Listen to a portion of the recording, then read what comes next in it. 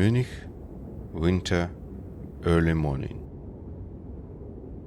The city was still asleep, wrapped in the cold, but inside a nearly empty McDonald's, warm light flickered over plastic trays and coffee cups.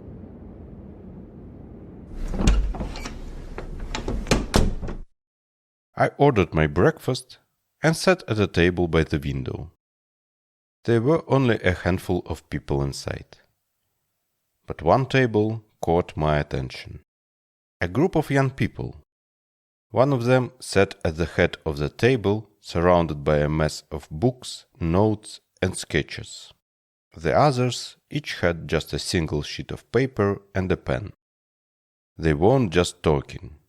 They were playing. The host described fantastical scenarios, while the others, playing the roles of various characters, faced dangers, made choices, and shaped the story.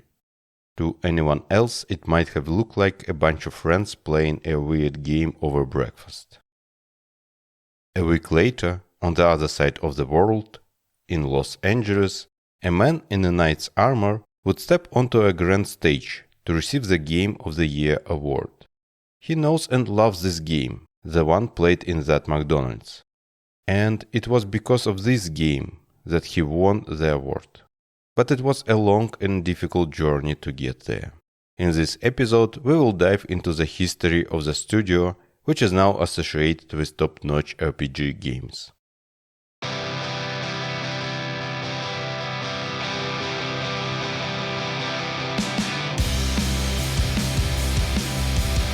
Hi there and welcome to the Released podcast. Today technology surrounds us everywhere, and we can't even imagine our lives without it. But every technology started as a bold idea in someone's head. In this podcast, we talk about the technologies that have changed our lives and the people who invented them. My name is Rival. Hi.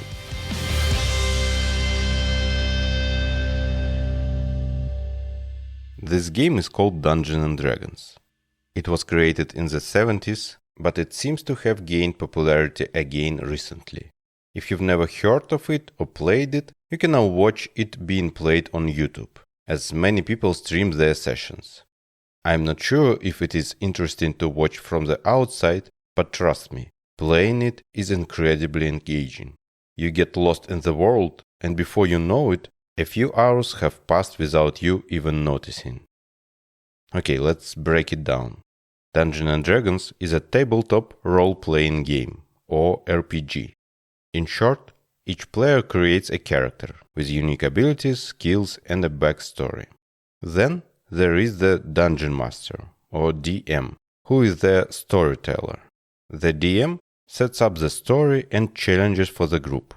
Each player, in turn, role-plays their character, speaking and acting as their character would in a given situation, making decisions, battling monsters, or solving puzzles. This is why it's called a role-playing game. And the fun part? Anything can happen.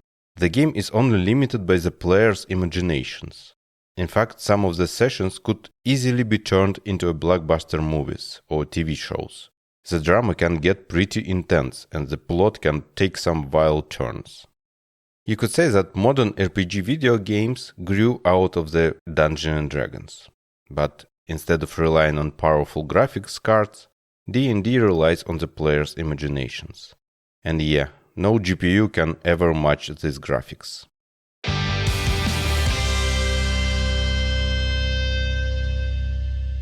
And the man in knight's armor from the beginning who received the award is named Swen Vincke. He is the founder of Larian Studios, and Dungeons & Dragons played a crucial role in his life. Hi, I'm Swen Vincke.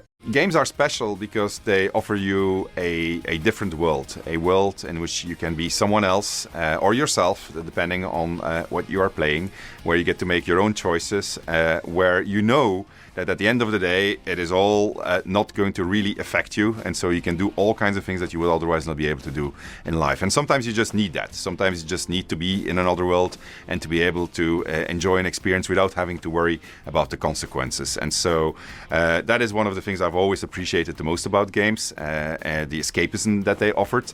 But at the same time, they also offer you a fantastic opportunities for playing together with your friends. It is a fantastic platform to play friends with. At the same time, they are vehicles through which you can discover things you didn't know about the world. I mean, I'm not going to say that I learned a lot of history through Civilization, but I certainly started thinking about politics differently because of Civilization.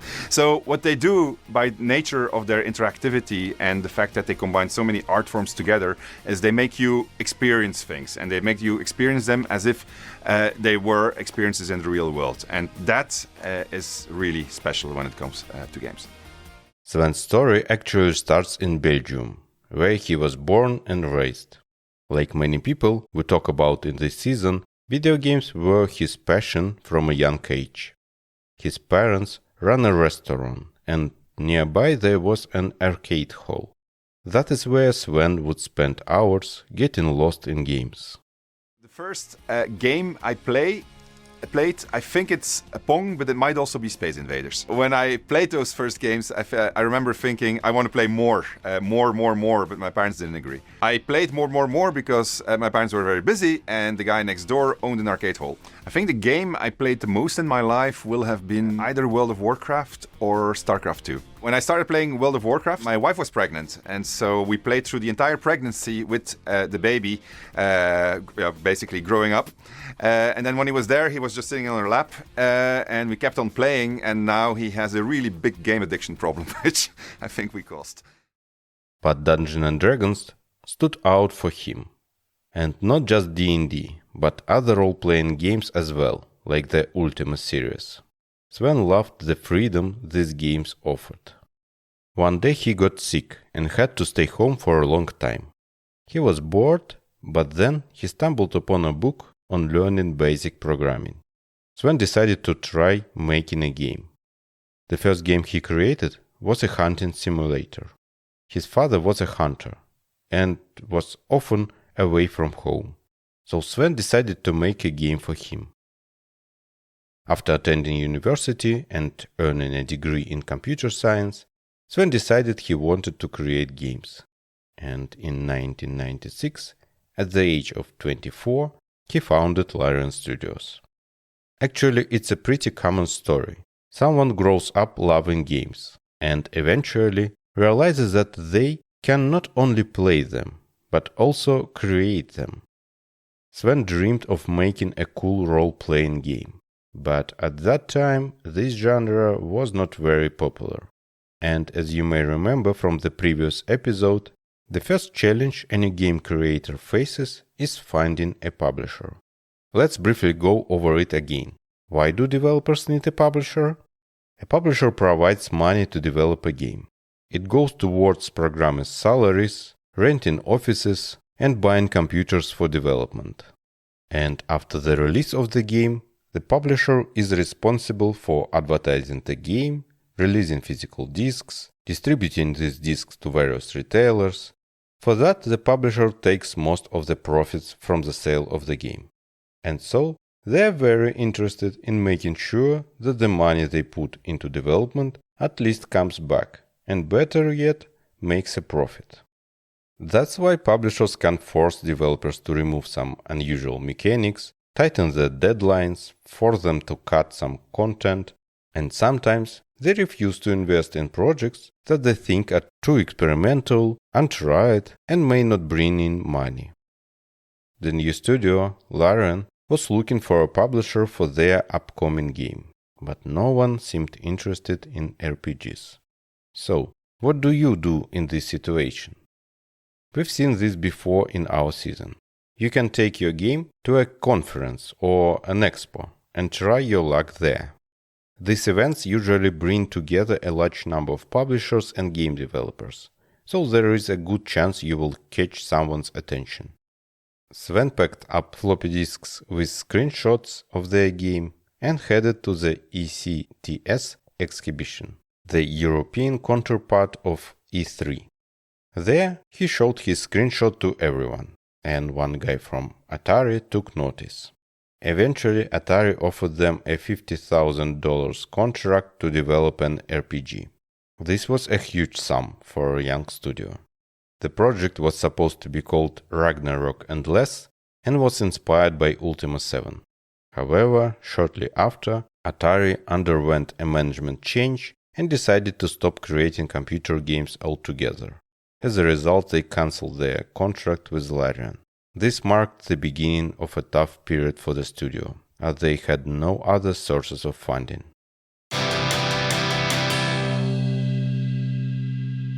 Swen decided to continue working on the RPG and try to sell it to publishers. The previous work laid the foundation for a new project, called The Lady, the Mage and the Knight. After 6 months of development, the demo was ready, but once again, the team faced the problem that no one was willing to sign a contract with them. The studio was still young, and the project was too ambitious. For example, the game featured 3 heroes at once, and many quests required combining the unique abilities of each character. A multiplayer component was also planned. The game was meant to have high interactivity, meaning players could interact with any objects they theoretically could. For instance, a player could fill a flask with water, add red paint to it and sell it as a healing potion, and many other possibilities. Believe me, this was incredibly difficult and extremely ambitious for a young studio that hadn't released a single game yet. Almost no one had attempted something like this before. Naturally, there were doubts about whether Larian could pull it off and whether the game would be successful. So Larian decided to work on another game in parallel, to make some money and build a reputation. They chose to make a real-time strategy, or RTS. As Swen puts it, everyone was making RTS games back then. For example, Warcraft and Command & Conquer were released around that time. The new project was called the LED Wars. The team worked on the LED Wars in the evenings and focused on the Lady, the Mage and the Knight during the day.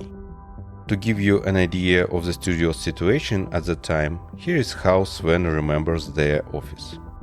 They occupied a small electronics store with no windows as their workspace. Their furniture consisted of Coca-Cola boxes with wooden boards on top. Yeah, not very ergonomic. They often joke that if they ran out of money, they could always sell the empty bottles and make a little cash. And one time they actually did it.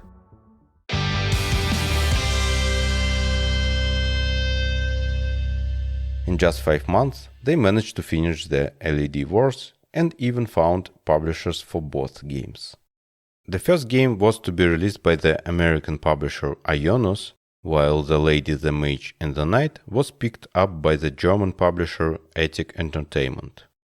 The LED Wars became their first completed game, helping to build their reputation and proving that they could actually create and release games.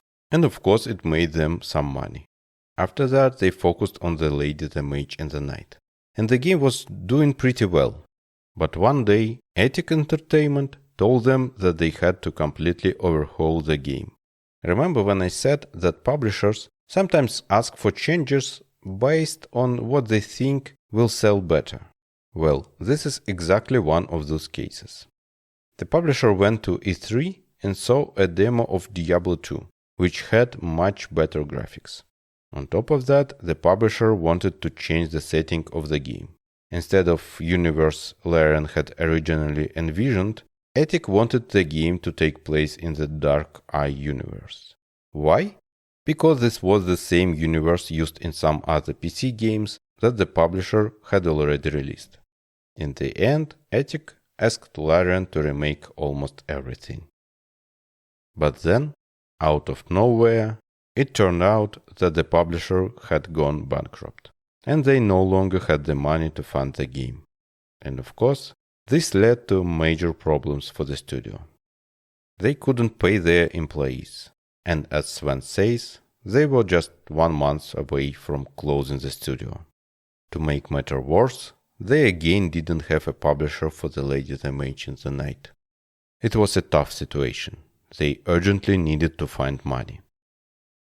As a result, they had to halt work on the game and find something else to survive. They ended up creating a lot of small, made-to-order games to pay off their debts.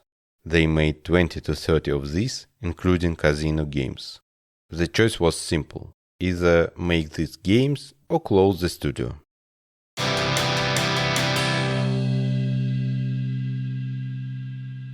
After making some money in this way, Larian returned to their RPG. The game was renamed Divinity: The Sword of Lies, but it was based on all the work the studio had already done. They decided to simplify it, for example, keeping only one hero and removing the multiplayer aspect. The main focus of the game was world exploration, interactivity, and storytelling. The feeling that a new adventure could start around every corner. Players didn't follow a single path created by the developers, but instead crafted their own stories. The game provided numerous opportunities and tools to create unique experience. That feeling of absolute freedom of action that Swen had wanted to bring from Dungeons and Dragons.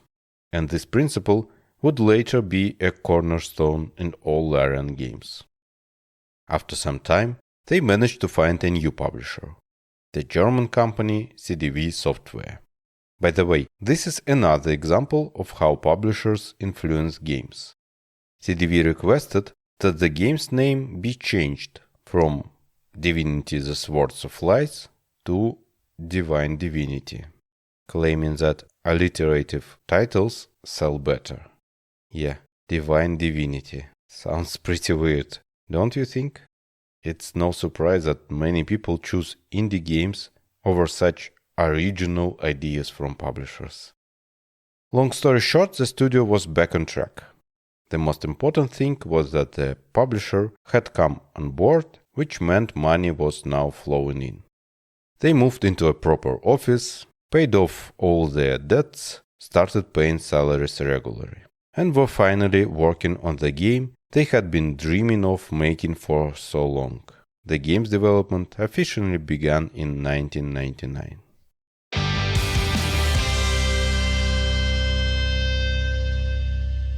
However, the project turned out to be more complex than expected, and development was delayed.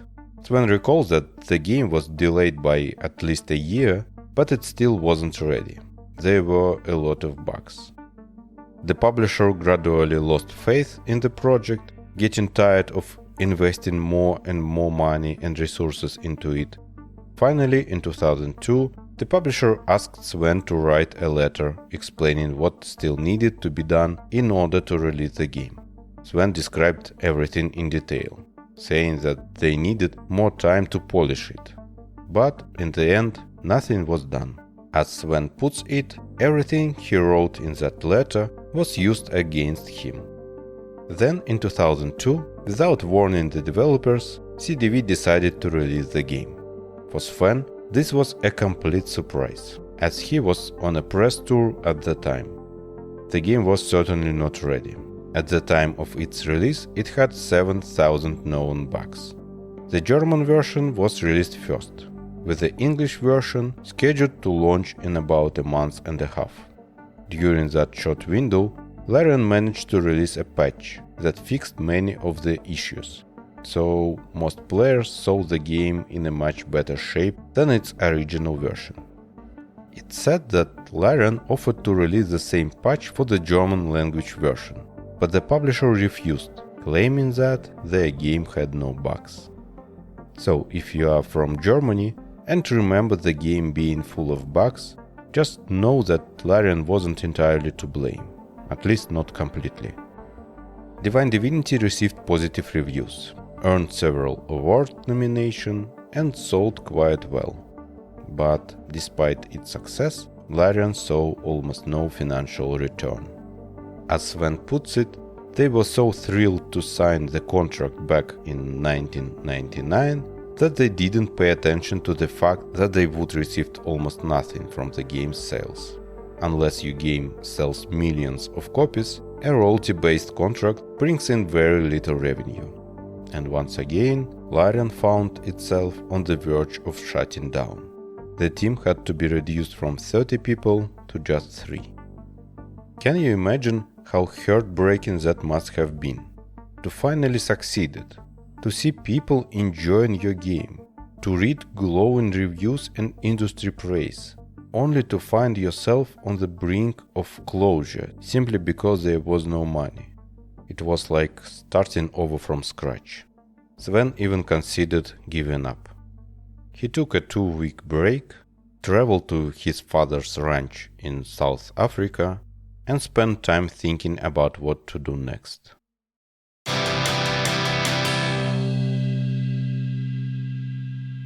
When he returned, he made a decision. He went to a bank, took out a loan, and the studio went back to making small, custom-made projects. No one enjoyed it. These were tedious, uninspiring assignments. But they had to survive. One employee recalled that during this time, they were signing contracts on a weekly basis. Every Friday, they would secure a work for the following week, never knowing if the studio would make it past the next deadline. Imagine what that must have been like for the team. The uncertainty, the stress. Then luck finally turned in their favor. Larian managed to land a deal with a Belgian TV company for a children's project.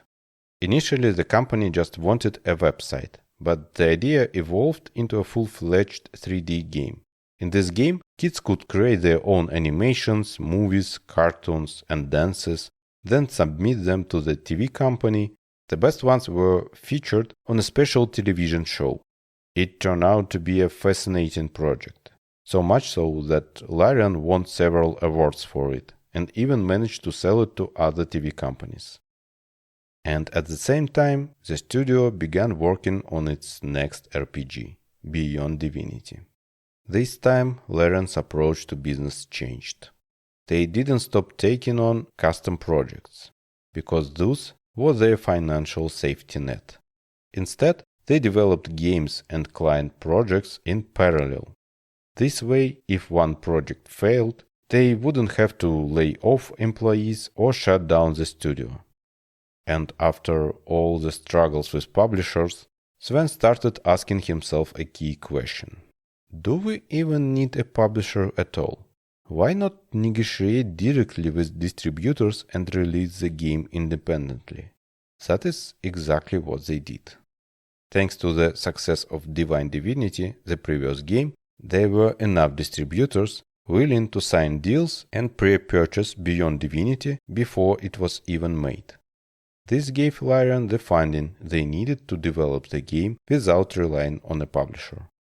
That said, Swen himself admits that Beyond Divinity is probably the weakest game in the series. The main goal wasn't to push creative boundaries. It was to make money and keep the studio afloat. Still, even in this game, Larian experimented with ideas that they would later refine and incorporate into their future projects.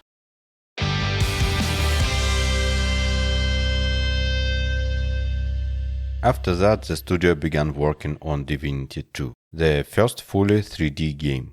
As always, Larian's ambitions were sky high. One of the standout features, the player character could transform into a dragon, soaring through the skies, exploring the world, and engaging in aerial combat. Sounds incredible, right? Many other innovative concepts were considered during development, though not all of them made it into the final game. Some of these ideas would later resurface in future Larian titles. Once again, the studio underestimated just how much work and content would be needed for a game of this scale. But despite the challenges, Swen recalls that developing Divinity II was a fun experience. Of course, no Larian story is complete without a crisis. This time, they took a more traditional approach and secured a publisher for the game. At the same time, they continued working on contract-based projects to maintain a steady income. Then came 2008, and with it, the global financial crisis. The downturn hit publishers hard, and as a result, Larian's partner decided to rush the game's release. even though it was far from ready. And again, Larian had to release an unfinished game with lots of bugs. Here is how Swen himself remembers that moment. It was very frustrating. It was very dark days for Larian then. I think a lot of people were angry. Several people left. So yeah, it didn't go down very well. So a lot of introspection going on, and there were some fights inside of the studio over what had happened. But I think the net result was a positive. We had made a massive game. I mean, it was fairly open world, in which you could fly, that ran on a console, and it was our very first console game, so it was essentially a statement. After reflecting on yet another painful release, Larian finally reached a conclusion. They simply couldn't work with publishers anymore. The model just wasn't working for them. The one silver lining, every single Larian game had sold well. The problem wasn't demand. Players loved their games. The problem was that the revenue stayed with the publishers, leaving Larian with almost nothing. So Swen decided to take a different approach. He reached out to venture capitalists, presenting them with sales data to prove just how much they could earn if they bypassed publishers entirely. And it worked. Larian secured funding for their next game, Dragon Commander. As the name suggests, Dragon Commander was born out of Divinity II. Remember that dragon transformation mechanic? The team decided to expand on that idea and try to make something more out of dragon gameplay. The result was a unique blend of genres. A real-time strategy game where players could command armies from above and personally take control of a dragon in a battle.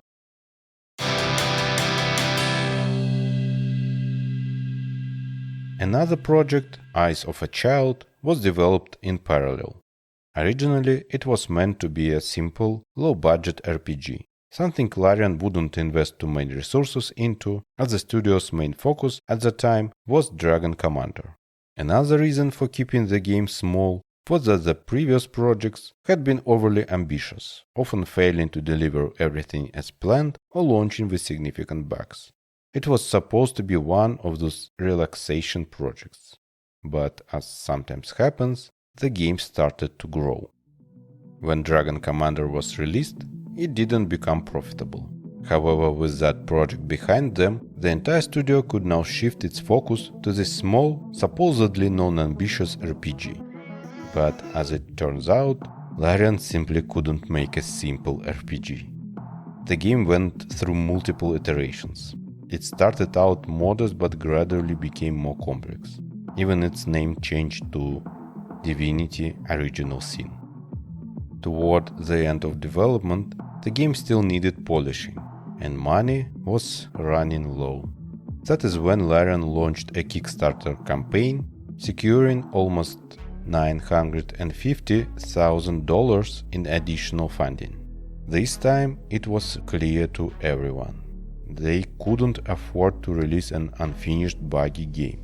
This might have been Larian's last chance to create something truly outstanding. The game's release was a turning point for the studio. No external publisher was pushing them. The final product was entirely in their hands. By now they had enough experience to create the kind of game they had always wanted to make. Swen had always tried to shield the studio from financial troubles, allowing the developers to focus solely on making games. But as the release date approached, tensions within the studio rose. The final act of the game was still unfinished, and the team was running out of time. Crunch mode kicked in, everyone was exhausted. Financial pressure was also mounting. A bank that had previously lent Larian money was demanding repayment and was considering shutting the studio down. According to Swen, he managed to find the last banker in Belgium willing to give him the money he needed. Just a couple more months to hold out until release. Just a couple more months. At that point, no one could predict how the community would react to the game that had absorbed so much effort and emotion.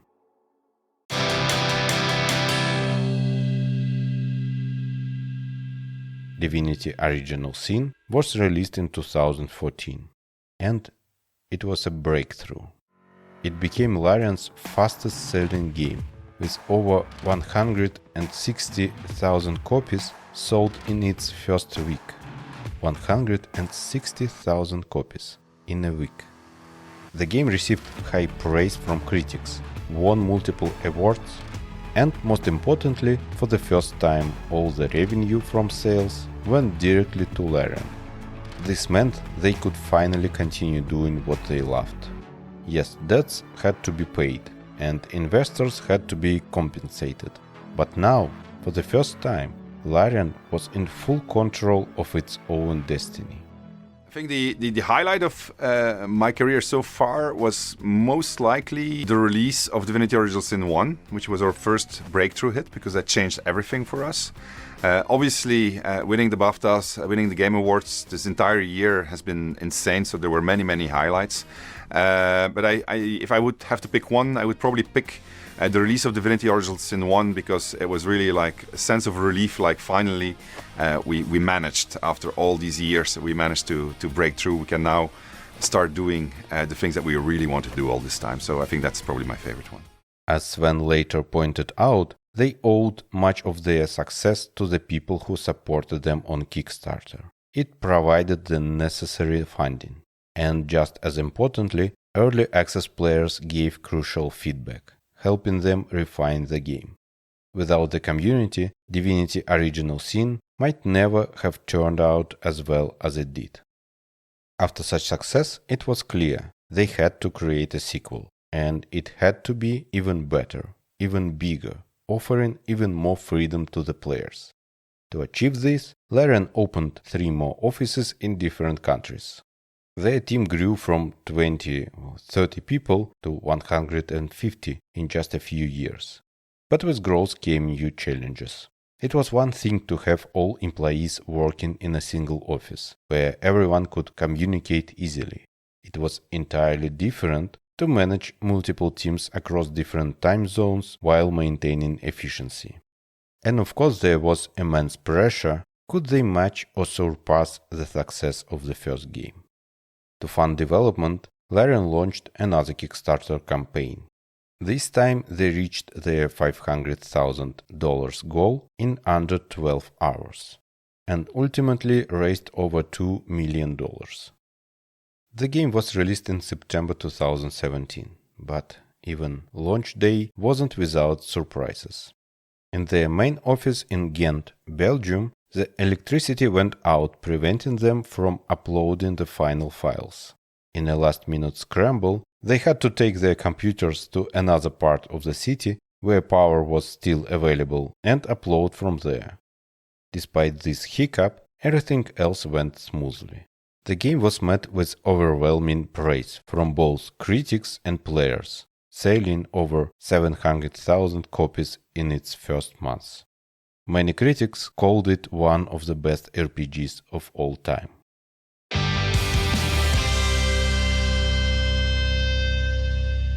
But Larian had no intention of stopping there.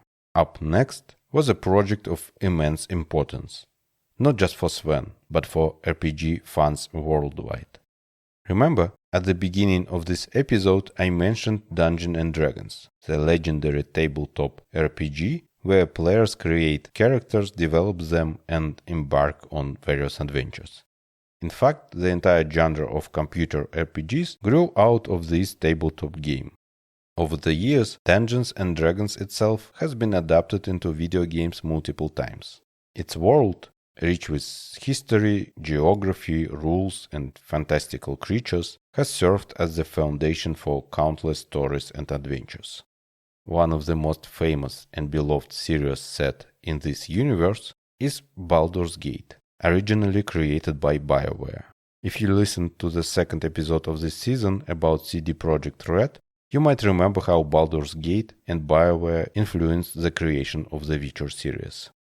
The first 2 Baldur's Gate games were released in the late 90s and early 2000s, and Larian wanted to continue the legendary franchise. As you can imagine, this was a tremendous responsibility. First, the series had an existing fan base, and any sequel had to live up to their expectations, even after 2 decades. Second, Dungeons and Dragons itself has a massive devoted following, meaning Larian also had to respect the legacy of the tabletop universe. And that presented a challenge. When playing tabletop Dungeons and Dragons, real people can adjust to any situation through imagination and improvisation. But translating that level of freedom into a pre-built computer game is a completely different story. It just physically cannot give you the same freedom of action. Of course, by now you've probably realized that Larian loves ambitious challenges. After releasing Divinity Original Sin, Larian approached the rights holders of Dungeons and Dragons, hoping to secure a license to make a game in the universe. They were turned down. But after the phenomenal success of Divinity Original Sin 2, the rights holders themselves came knocking, offering Larian the chance to develop Baldur's Gate 3. And naturally, Larian accepted. And that is how we got the license to Baldur's Gate 3. Well, more or less. My name is Swen Vincke. I'm the founder of Larian Studios and the director of Baldur's Gate 3. And I'm so happy we can finally talk about this game because we've been trying to keep this thing a secret for a very long time with the emphasis on trying. And now we don't have to remove all the posters from the walls anymore every single time somebody steps into the office. The game was first released in early access, with Larian continuously refining it based on player feedback gathered from forums, social media, and dedicated community discussions. They also hosted regular developer live streams, keeping fans engaged and informed about new updates.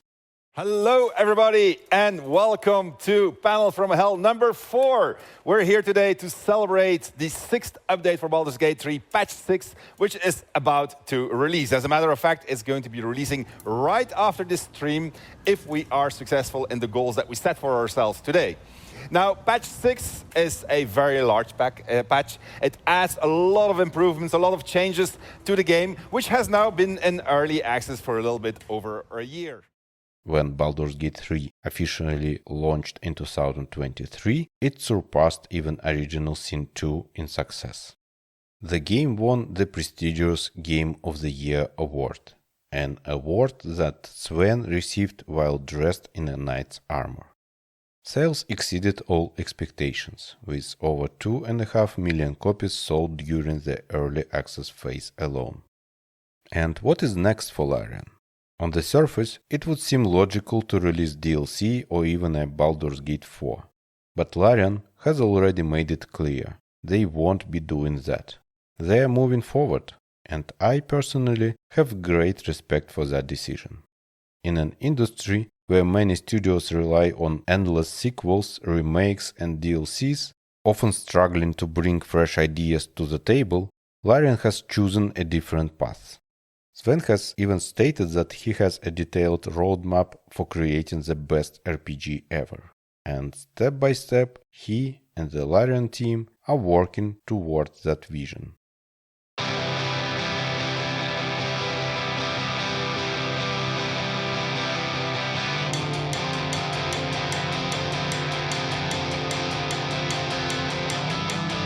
The story I shared with you is full of twists and turns. Time and again, Larian had to start from scratch, learning from their mistakes along the way. And yet, no matter how tough things got, no matter how slim their chances of success seemed, Swen and the entire studio never gave up. That, in itself, is incredibly inspiring. I think Larian's journey highlights how important an iterative process is. It's nearly impossible to get everything right on the first try. You have to experiment, make mistakes, learn from them, and improve. Another key lesson is the value of having a backup plan. When things don't go as expected, and they often don't, you need to know exactly how to respond. Don't panic, follow the plan you've prepared in advance. And yes, sometimes that means taking on projects that aren't your dream work, just to stay afloat, so you can get back to doing what you truly love.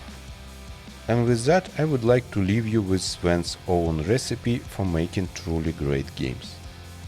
But before we get to that, This was the released podcast, and its first season about video games.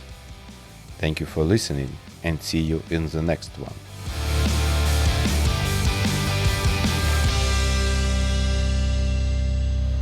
I realize you guys have been sitting here for over 3 hours, but I still have some time credits from last year to cash in. So it turns out that not only will I be the one who will know as first which game wins tonight, but I actually also know which game is going to win next year, the year after, and the year after. Now, how do I know this? Well, an oracle told me. She said, change is coming. It's a modern oracle, so they made me sign an NDA, but I trust all of you. I know you can keep a secret, you will never leak it. The oracle told me that the game of the year 2025 was going to be made by a studio who found the formula to make it up here on stage. It's stupidly simple, but somehow it keeps on getting lost. Studio made their game because they wanted to make a game that they wanted to play themselves. They created it because it hadn't been created before. They didn't make it to increase market share. They didn't make it to serve as a brand. They didn't have to meet arbitrary sales targets or fear being laid off if they didn't meet those targets. And furthermore, the people in charge forbade them from cramming the game with anything whose only purpose was to increase revenue and didn't serve the game design. They didn't treat their developers like numbers on a spreadsheet. They didn't treat their players as users to exploit. And they didn't make decisions they knew were short-sighted and function of a bonus or politics. They knew that if you put the game and the team first, the revenue will follow. They were driven by idealism and wanted players to have fun. And they realized that if the developers didn't have fun, nobody was going to have any fun. They understood the value of respect, that if they treated their developers and players well, those same developers and players would forgive them when things didn't go as planned. But above all, they cared about their game because they loved games. It's really that simple, said the oracle.